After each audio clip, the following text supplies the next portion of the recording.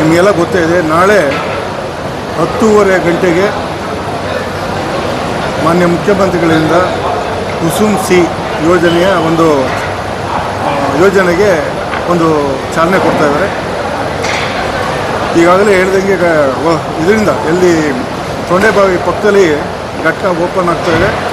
ನಾಳೆ ಅಲ್ಲಿ ಚಾಲನೆ ಕೊಟ್ಬಿಟ್ಟು ಬಂದು ವಿದ್ಯುಕ್ತವಾಗಿ ಇಲ್ಲಿಂದ ಇಡೀ ರಾಜ್ಯಕ್ಕೆ ಅನ್ವಯಿಸುವ ರೀತಿಯಲ್ಲಿ ಕುಸುಮ್ ಸಿ ಯೋಜನೆಗೆ ಮಾನ್ಯ ಮುಖ್ಯಮಂತ್ರಿಗಳು ಉದ್ಘಾಟನೆ ಮಾಡಲಿದ್ದಾರೆ. ಇದು ಒಂದು ವಿನೂತನವಾದಂಥ ಒಂದು ಯೋಜನೆ ಅಂತ ನನ್ನ ಭಾವನೆ. ಯಾಕೆ ಅಂತ ಅಂದರೆ ಸೋಲಾರಲ್ಲಿ 2 ಥರ ಇರ್ತದೆ. ಒಂದು ಗ್ರಿಡ್ ಹೋಗ್ಬಿಟ್ಟು ಗ್ರಿಡ್ಡಿಂದ ಬರುವಂಥ ಒಂದು ಎಲೆಕ್ಟ್ರಿಸಿಟಿ ಸೋಲಾರ್ ಯೋಜನೆಗಳು ಹೊಂದಿರ್ತವೆ. ಇದೇನೆಂದರೆ ಲೋಕಲಾಗಿ ಅಲ್ಲಲ್ಲೇ ಎಲ್ಲಿ ಫೀಡ್ರ್ ಬರ್ತದೆ, ಫೀಡ್ರ್ ಹೋಗುತ್ತದೆ, ಆ ಫೀಡ್ರಿಗೆ ಕನೆಕ್ಷನ್ ಮಾಡಿ ಅಲ್ಲಿ ರೈತರಿಗೆ ಗುಣಮಟ್ಟದ ವಿದ್ಯುತ್ ಸಿಗಬೇಕು. ಅದೇ ರೀತಿ ಹಗಲು ಹೊತ್ತಿನಲ್ಲಿ ಅವ್ರು ನೈಟು ಹೋಗಬೇಕು, ರಾತ್ರಿ ಹೊತ್ತು ಹೋಗಿ ಕರೆಂಟು ಆಫ್ ಮಾಡಬೇಕು, ಆನ್ ಮಾಡಬೇಕು ಅನ್ನೋ ಒಂದು ಪದ್ಧತಿ ಇಲ್ಲ. ಹಗಲು ಹೊತ್ತಲ್ಲೇ ಕರೆಂಟ್ ಕೊಡುವಂಥ ಒಂದು ವ್ಯವಸ್ಥೆ.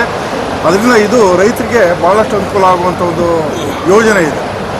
ಈ ಸುಮಾರು 2800 ಮೆಗಾವಾಟ್ ಆಗೋದ್ರಿಂದ 2400 ಮೆಗಾವಾಟ್ ರಾಜ್ಯಾದ್ಯಂತ ಕೊಡೋದಿರೋದ್ರಿಂದ ರೈತರಿಗೆ ಆಲ್ಮೋಸ್ಟ್ ಅವ್ರ ಪ್ರಾಬ್ಲಮ್ಗಳು ಸಾಲ್ವ್ ಆಗುತ್ತೆ. ಇದೆಲ್ಲ ಕಂಪ್ಲೀಟ್ ಆದಮೇಲೆ ರೈತರ ಗುಣಮಟ್ಟದ ವಿದ್ಯುತ್ ಸಿಗೋದಾಗ್ಬೋದು. ಅಥವಾ ಈಗ ವಿದ್ಯುತ್ ಅಲ್ಲಿ ಎಷ್ಟು ಬೇಕು ಅವಶ್ಯಕತೆ ಅಲ್ಲಿ ಸ್ಟೆಪ್ ಸ್ಟೇಷನ್ ಬಳಸ್ತಾರೆ, ಉಳಿದಿದ್ದು ಬೇರೆ ಇದಕ್ಕೆ ಟ್ರಾನ್ಸ್ಫಾರ್ಮರ್ ಆಗುತ್ತೆ ಆ ಸ್ಟೇಷನ್ ಬೇರೆ ಕಡೆ. ಈಗ ಇಡೀ ಅದಕ್ಕೆ ಈಗ ಇದೇನು ನಾಳೆ ತೊಂಡೆಬಾವಿಯಲ್ಲಿ ಉತ್ಪಾದನೆ ಆಗಿದ್ದ ವಿದ್ಯುತ್ ಗೌರಿಬಿದನೂರು ತಾಲೂಕಲ್ಲೇ ಬಳಸಬೇಕು ಅಂತಿಲ್ಲ. ಅವಶ್ಯಕತೆ ಬಂದಾಗ ಗ್ರಿಡ್ಡಿಂದ ಬೇರೆ ಎಲ್ಲಿ ಬೇಕಾದ್ರೂ ಹೋಗ್ಬೋದು. ಈಗ ನಾವು ಬೇರೆ ರಾಜ್ಯದಿಂದ ತರ್ತೀವಲ್ಲ ವಿದ್ಯುತ್ತು, ಹಾಗೆ ನಾವು ವಿದ್ಯುತ್ನ ನೀನು ತೊಂಡೆಬಾವಿಯಿಂದ ಬಂದ, ಮಂಚನಹಳ್ಳಿಯಿಂದ ಬಂದ ಅಂತ ನಾವೆಲ್ಲ ಮಾಡೋಕ್ಕಾಗಲ್ಲ. ಒಂದು ಸತಿ ಗ್ರಿಡ್ಗೆ ಹೋದರೆ ಅದೆಲ್ಲ ಒಂದೇ ವಿದ್ಯುತ್. ಹೇಳಿ ಸರ್, ಏನು ಸಾಕ್ತದೆ ಸರ್? ಏನಿಲ್ಲ, ಇದು ಪ್ರಥಮ ಬಾರಿಗೆ ಸರ್ಕಾರ ಬಂದ ಮೇಲೆ ಮುಖ್ಯಮಂತ್ರಿಗಳು ಉಪಮುಖ್ಯಮಂತ್ರಿಗಳು ಬರ್ತಾ ಇದ್ದಾರೆ. ನಾವೆಲ್ಲ ಫಂಕ್ಷನ್ ಜಾಸ್ತಿ ಸಕ್ಸಸ್ ಆಗಬೇಕು ಅಂತ ಎಲ್ಲ ಜನಕ್ಕೆ ಹೇಳಿದ್ದೀವಿ. ಕನಿಷ್ಠ ಒಂದು 10-12 ಸಾವಿರ ಜನ ಬರ್ಬೋದು ಅಂತ ನಿರೀಕ್ಷೆ ಇದೆ.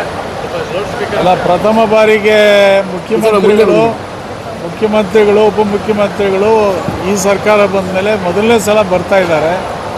ಹಾಗಾಗಿ ಯಶಸ್ಸು ಮಾಡಬೇಕು ಅಂಥೇಳಿ ನಾವು ಭಾಳ ಜನ ತಾಲೂಕಿನವ್ರಿಗೆ, ಪಕ್ಕದ ತಾಲೂಕವ್ರಿಗೆಲ್ಲ ಹೇಳಿದ್ದೀವಿ. ಹೆಚ್ಚಿನ ಸಂಖ್ಯೆಯಲ್ಲಿ ಬರ್ತಾರೆ ಅಂತ ನಿರೀಕ್ಷೆ ಇದೆ, ಒಂದು 10-12 ಸಾವಿರ ಜನ.